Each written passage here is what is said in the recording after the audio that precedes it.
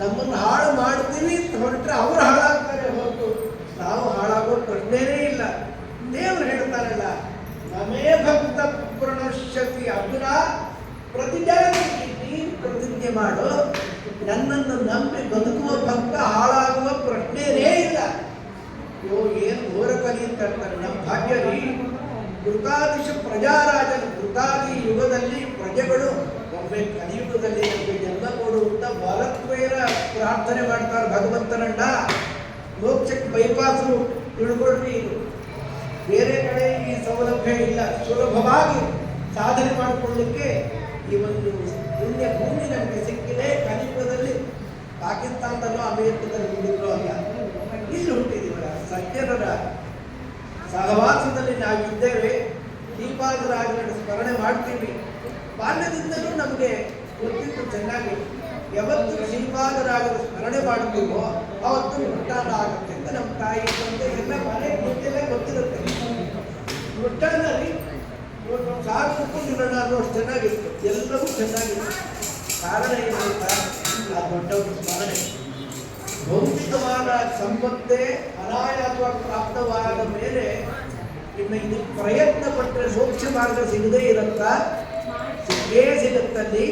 ಆದರೆ ಇದು ಈ ಎಲ್ಲ ಐಷಾರಾಮಗಳು ನಾವು ಬೇಡಬಾರ್ದು. ತಾನಾಗೆ ಬಂದರೆ ಇನ್ನು ಯಾರು ಬೇಡ, ಅದ್ರ ಇನ್ನು ನಾವು ಹೋಗೋರು ಬೇಡ. ಏರುವ ದಂಡಿಗೆ ನೂರಾಳು ಮಂದಿಯು ಮೂರು ದಿನದ ಭಾಗ್ಯ ಜಡ ಜಡವು ನೂರಾರು ಸಾವಿರ ದಂಡವು ತೆತ್ತರೆ ರಂಗ ವಿಠಲನೆ ಗರಿಯಂಬುರಯ್ಯ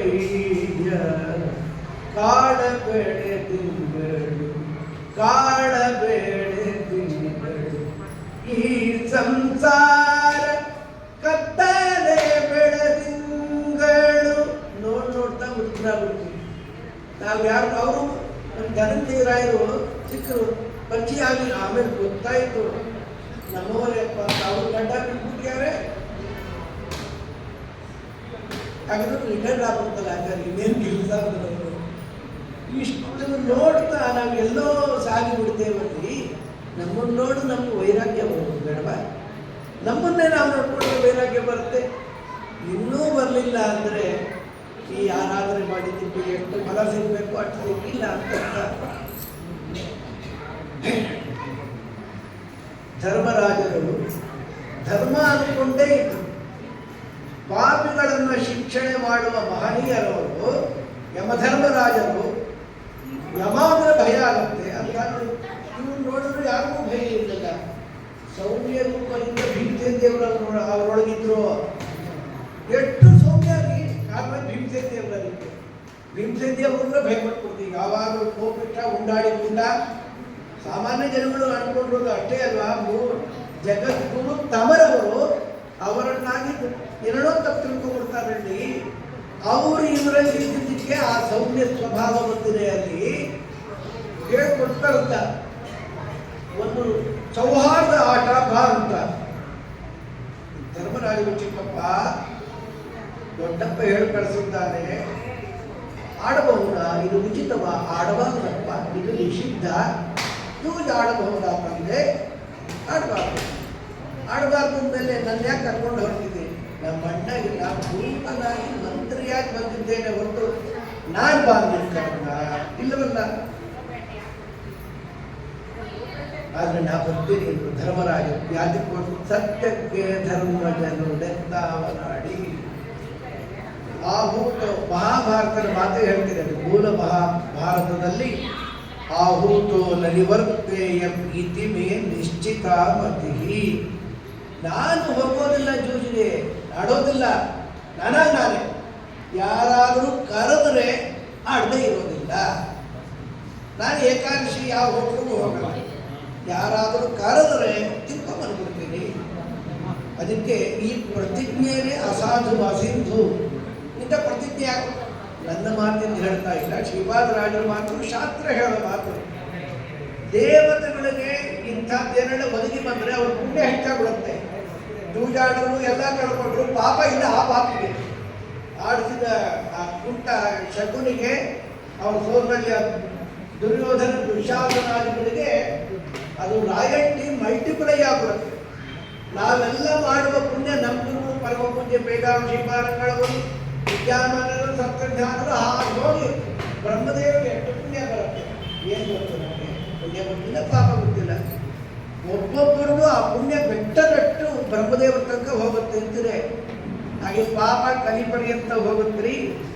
ನಾನು ಕೆಲವು ಸರಿ ರಾಜಕಾರಣಿಗಳನ್ನೆಲ್ಲ ನೋಡಿ ಹೇಳ್ಕೊಳ್ತಿದ್ದೀನಿ. ಈ ಪಾಪಿಷ್ಠರ ಮಾಡ್ತಾರೆ, ಅವರೆಲ್ಲರೂ ಮಾಡ್ತಾರೆ. ಪ್ರಾಣದೇವರು ಅವರ ಹಬ್ಬ ಮಾಡಿಸೋದು ಅವರಿಂದ. ಆ ಪ್ರಾರಬ್ಧಗಳು ಒಂದೂ ಗೊತ್ತಿಲ್ಲ. ದುಡ್ಡು ಬಹಳ ಸಂಪಾದನೆ ಮಾಡಿ ಇಟ್ಕೊಂಡು ಸೇವ್ ಮಾಡ್ಕೊಂಡ್ಬಿಡ್ತಾರೆ. ಆ ದುಡ್ಡು ಸಂಪಾದನೆ ಮಾಡಿರ್ತಾರಲ್ಲ ಸಾವಿರಾರು ಕೋಟಿ, ಅದು ಅವ್ರದ್ದು ಹೌದು, ನಮ್ಮದು ಹೌದು. ಇನ್ನೇನಪ್ಪ ಅಂದರೆ ಅವರು ಡ್ರಾ ಮಾಡಲಿಕ್ಕಾಗಲ್ಲ. ಡ್ರಾ ಮಾಡ್ಬೋದು, ಮಾಡಲ್ಲ. ನಂಗೆ ಸೈನ್ ಮಾಡ್ಲಿಕ್ಕಾಗಲ್ಲ, ಡ್ರಾ ಮಾಡ್ಲಿಕ್ಕೆ ಆಗಲ್ಲ. ನಮಗೆ ಹಾಗೆ ಮಾಡಲ್ಲ, ನಾವು ಆಗಲ್ಲ, ಮಾಡಲ್ಲ ಅಂತೂ ಕೂತಿರುತ್ತೆ ಒಂದು ಕಡೆ. ಅದು ಪಾಪದ ಮೂಟೆ ಅಲ್ವಾ? ಯಾಕ್ರಿ ಬದುಕರು ಇವತ್ತು? ನಮ್ಗೇನು ಬೇಡ, ನಿನ್ನ ಕೃಪೆ ಬೇಕು. 5 ವರ್ಷದ ಮಗು ಧೂಮರಾಹ ಅಂತ ಹೆಸರು ಹುಟ್ಟಿದ್ದಾರೆ. ಹುಟ್ಟಿದ್ದೇ ಇದರಲ್ಲಿ ಗೌರಿ ಗದ್ದೆಯಲ್ಲಿ. ಮನೆ ಹೊರಗೆ ಹುಟ್ಟಿದ್ರೆ ನನಗೆ ಅಂತ ಭಾಗೀಶ ತೀರ್ಥರು ಸ್ವೀಕಾರ ಮಾಡಿಬಿಟ್ಟಿದ್ರು. ಅವರು ಅಂತಾರೆ, ಕಂದ 5 ವರ್ಷ ಇಷ್ಟು ಮುದ್ದಾಗಿರಿ, ಒಂದಿನ ಆಗಬೇಕು, ಇದು ಬೇಕು, ಏನು ಕೇಳಲ್ಲ. ಏನು ಬೇಕು ನನಗೆ? ಗುರು ಭಕ್ತಿರಬೇಕು, ಹಿರಿಯರ ಕರುಣೆ ಬೇಕು, ಹರಿಕಥೆಗಳ ನಿತ್ಯ ಕೇಳುತ್ತಲಿರಬೇಕು, ವರಮಂತ್ರ ಜಪಬೇಕು, ತಪಬೇಕು ಪರಗತಿಗೆ, ಸಿರಿಹಯವದನನ್ನ ಪರಮಾನುಗ್ರಹ ಬೇಕು, ವಿಷಯ ವಿರಕುತಿ ಬೇಕು, ವಿಷ್ಣುವಿನಾರಾಧನೆ ಬೇಕು. ನಾವು ಏನು ಬೇಕು ಅಂತ ಕೊಟ್ಟ ಇದನ್ನೆಲ್ಲ ಬೇಕು. ಮುಂದೆ ರಾಜರೇ ಅಲ್ವಾ ಅವರು? ಸರ್ವಲಕ್ಷಣ ಸಂಪನ್ನರಾದ ಜಗದ್ಗುರು ತಮರಾಗಿ ಬರದ ಮಹನೀಯರು. ಇದು ಬೇಕು, ಇದು ಬೇಕು, ನಾವಿದು ಬೇಕು. ಮಕ್ಕಳು ಸರಿ ಮುದುಕರಾದರೂ ಅದನ್ನು ಬೇಕು, ಇದು ಬೇಕು, ಏನೇನೋ ಯಾವುದು ಬೇಡವೋ ಅದನ್ನು ಬೇಕು ಅಂತೀವಿ ಹೊರತು ಬೇಕಾದ್ದು ಯಾವುದು, ಬೇಡದ್ದು ಯಾವುದು ಒಂದು ಗೊತ್ತಿಲ್ಲ ನಮಗೆ. ಚಿತ್ತ ಜನಯ್ಯನ ಚಿಂತಿಸು ಮನವೇ, ಹೊತ್ತು ಕಳೆಯದಲೆ ಸರ್ವೋತ್ತಮನ ನೆನೆ ಮನವೇ, ಚಿತ್ತ ಜನಯ್ಯನ ಚಿಂತಿಸು ಮನವೇ.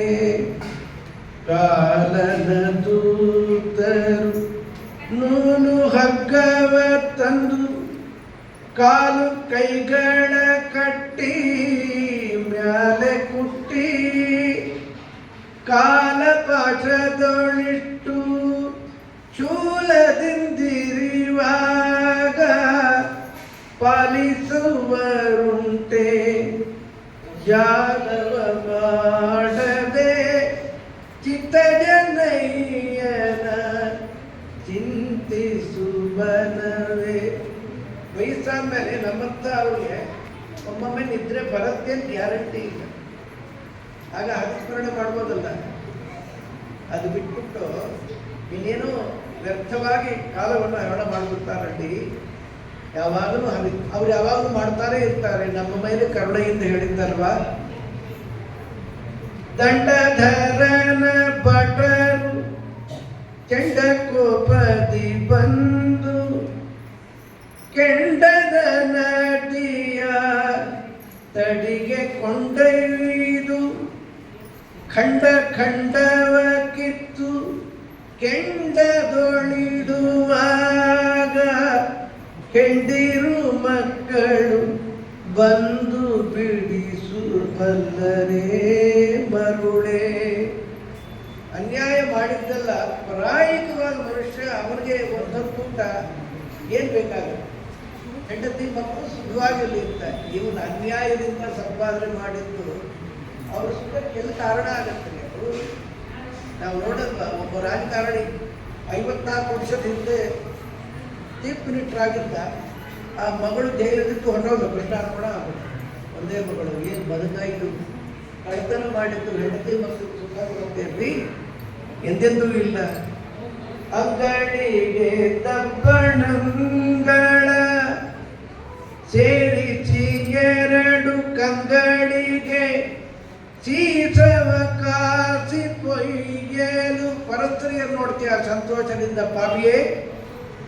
ತಂಗಿ ಅಕ್ಕ ಬಂದು ಭಂಗವ ಬಿಡಿಸುವರೆ, ಅಂಗವು ಸ್ಥಿರವಲ್ಲ ರಂಗ ವಿಠಲ ಬಲ್ಲ.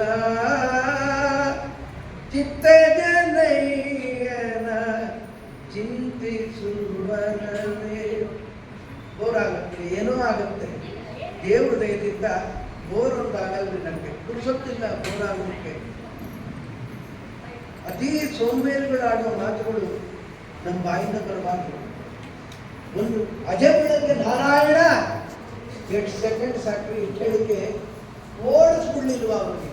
ಒಮ್ಮೆ ಜಗಾದ ಚತುರಕ್ಷರ ನಾರಾಯಣ ಅಂತ ಹೇಳಿದ ಕೂಡಲೇ ಎಲ್ಲ ಆಪತ್ತು ದೂರ ಆಗಿದ್ದು ನಾವು ಕೇಳಿಯೂ ಕೂಡ ಹರಿಸ್ಮರಣೆ ಇಲ್ಲ. ಕೆಲವು ಹರಿಕೀರ್ತನ, ಹರಿ ರೂಪಸ್ಮರಣೆ ಆಗಲ್ಲ ನಮಗೆ. ಸಾಧ್ಯವಾ? ಖಂಡಿತ ಧ್ಯಾನವೂ ಕೃತಿಯುಗದಿ. ನಾಮಸ್ಮರಣೆ ಮಾಡಲಿಕ್ಕೆ ಏನಾಗಿದೆ ದಾಡಿ ನಿಮಗೆ. ಒಂದು ನಾಮವನ್ನು ಉಚ್ಚರಿಸಿದರೆ ಸಾವಿರಾರು ಪಾಪಗಳು ಪರಿಹಾರ ಆಗುತ್ತೆ. ಒಮ್ಮೆ ವಿಷ್ಣು ಸಹಸ್ರನಾಮ ಪಾರಾಯಣ ಮಾಡಿದ್ರೆ ಎಷ್ಟು ಪಾಪಗಳು ಪರಿಹಾರ ಆಗುತ್ತೆ ಅಂದರೆ ಅಷ್ಟು ಪಾಪ ಮಾಡಲಿಕ್ಕೆ ನಮ್ಮ ಕೈಲಿ ಆಗೋದಿಲ್ಲ. ಕೃಷ್ಣಾಮೃತ ಮಹಾರಣವದಲ್ಲಿ ಸರ್ವಜ್ಞಾಚಾರ್ಯರು ಒಮ್ಮೆ ನಾರಾಯಣ ಕೃಷ್ಣ ಅಂತ ಭಕ್ತಿಯಿಂದ ಹೇಳಿಬಿಟ್ರೆ ನಮ್ಮ ದೇವರು ಎಲ್ಲೋ ಕಿವುಡ ನಾವು ಕಿಚ್ಚುತ್ತಾ ಇರ್ತಾರಲ್ಲ ಅಲ್ಲ ಅಂತ ಪಾಪ. 7 ಆಕಾಶ ಬೇಕು ನಮ್ಗೆ. 2 ಆಕಾಶ ಅಂದರೆ ತಾರ್ಕಿಕ್ಕೆ ಒಂದೇ ಆಕಾಶ. ನಮಗೆ ಭೂತಾಕಾಶ ಅವ್ಯಾಕೃತಾಕಾಶ 2 ಇದೆ. ಪಂಚಭೌತಿಕ ಶರೀರದಲ್ಲಿ ಭೂತಾಕಾಶ ಸೇರಿಕೊಂಡಿದೆ. ಅದಕ್ಕೆ ಹುಟ್ಟು ಸಾವಿದೆ. ಅವ್ಯಾಕೃತಾಕಾಶ ಲಕ್ಷ್ಮಿಯಿಂದ ಅಭಿಮನ್ಯಮಾನವಾದದ್ದಿದೆಯಲ್ಲ, ಅದು ನಿತ್ಯ. ಅದಕ್ಕೆ ಹುಟ್ಟು ಇಲ್ಲ, ಸಾವು ಇಲ್ಲ. 2 ಆಕಾಶ ಅಂದರೆ 7 ಆಕಾಶ ಅಂದರೆ ಎಲ್ಲೋ ಕೂತಿರೋ ಪಾಪ. ಅದಕ್ಕೆ ಆಕಾರವೇ ಇಲ್ಲ. ಈ ಪ್ರಪಂಚವನ್ನ ಸಾಕಾರವನ್ನಾಗಿ ಮಾಡಿದ್ದಾನೆ. ಏನು ಹೇಳ್ತಾರೆ ಪಾಪ. ಧರ್ಮ ಸಿದ್ಧಾಂತ ಇಲ್ಲ.